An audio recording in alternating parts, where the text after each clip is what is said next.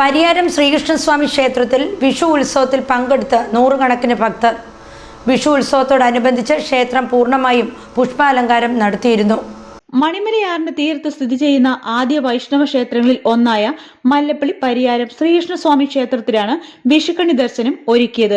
നൂറുകണക്കിന് ഭക്തരാണ് വിഷുക്കണി ദർശനത്തിനായി ക്ഷേത്രത്തിൽ എത്തിയത്. മുൻ വർഷങ്ങളെ അപേക്ഷിച്ച് വിവിധ ദേശങ്ങളിലുള്ള അനേകം പേർ വിഷു ദർശനത്തിനായി ക്ഷേത്രത്തിലെത്തിയതായി Devaswom general secretary TG Unnikrishnakurup പറഞ്ഞു. ഉത്സവത്തോടനുബന്ധിച്ചുള്ള രാവിലെ കണി ദർശനം 5 മണിക്ക് കഴിഞ്ഞിരിക്കുകയാണ്. ഇന്ന് എല്ലാ വർഷത്തിലും ഭക്തജനത്തിരക്ക് വളരെയധികം കൂടുതലായിരുന്നു. അൻപുലി എന്നിവ ഇപ്പോൾ തുടങ്ങാൻ പോവുകയാണ്. പറയും എല്ലാം നടന്നു. ഇന്നത്തെ ശിവേരി കഴിഞ്ഞിരിക്കുകയാണ്. എല്ലാം ഭംഗിയായിട്ട് നടന്നിരിക്കുകയാണ്. വിഷു ദർശനത്തിനായി എത്തിയ ഭക്തരുടെ മനം കുളിർന്ന് ക്ഷേത്രം പൂർണ്ണമായും പുഷ്പ അലങ്കാരം നടത്തിയിരുന്നു. തമിഴ്നാട്ടിൽ നിന്ന് എത്തിച്ച പൂക്കൾ കൊണ്ടാണ് ക്ഷേത്രം അലങ്കരിച്ചത്. ഫലങ്ങൾ, പുഷ്പങ്ങൾ, കണിക്കൊന്ന തുടങ്ങിയകൊണ്ട് മനോഹരമായി ഒരുക്കിയ പീഠത്തിന് മുമ്പിൽ കൃഷ്ണ ഭഗവാനെ വെച്ചാണ് കണി ദർശനം ഒരുക്കിയത്.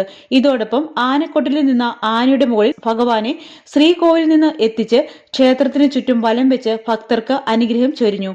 തുടർന്ന് തിരുമുമ്പിൽ പറ വഴിപാടും നടത്തി.